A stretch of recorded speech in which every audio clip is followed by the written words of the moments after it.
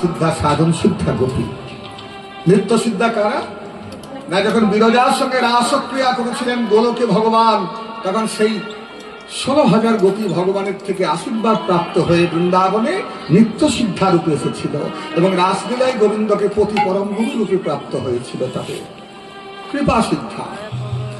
যখন রামচন্দ্র চিত্রকূট পর্বতের গাবে সীতা অন্বেষণে চলেছেন, তখন সেই চিত্রকূট পর্বতের গুহায় ত্রেতা যুগে বালখিল্য ঋষিরা ছিল, অঙ্গুষ্ঠ সমান, এই যে আঙুলের যে ভাঁজ, এই উচ্চতা তাদের। তারা পুরুষ নয়, তারা নারী নয়। তারা কে? তারা হচ্ছে ক্লীবলিঙ্গ, হিজড়ে। হিজড়েদের জন্ম কিভাবে?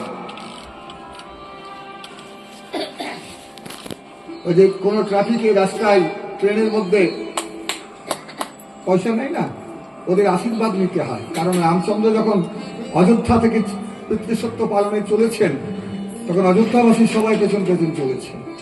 একটা সময় রামচন্দ্র এসে বললো যে তোমরা আর এসো না, অযোধ্যাবাসী নারী পুরুষ তোমরা এখান থেকে বাড়ি ফিরে যাও।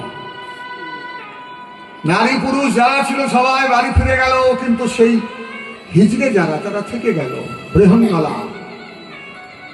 14 বছর পর রামচন্দ্র যখন ফিরে আসছে, তখন সেই রাস্তার মধ্যে তাদেরকে দেখতে পেয়ে বলছে, কি তোমরা এখানে কেন? আমরা তো তোমার আসার বলে আমি যে ফিরে যেতে আর বড় হবে না, বলেছিল কাদেরকে? নারী পুরুষ।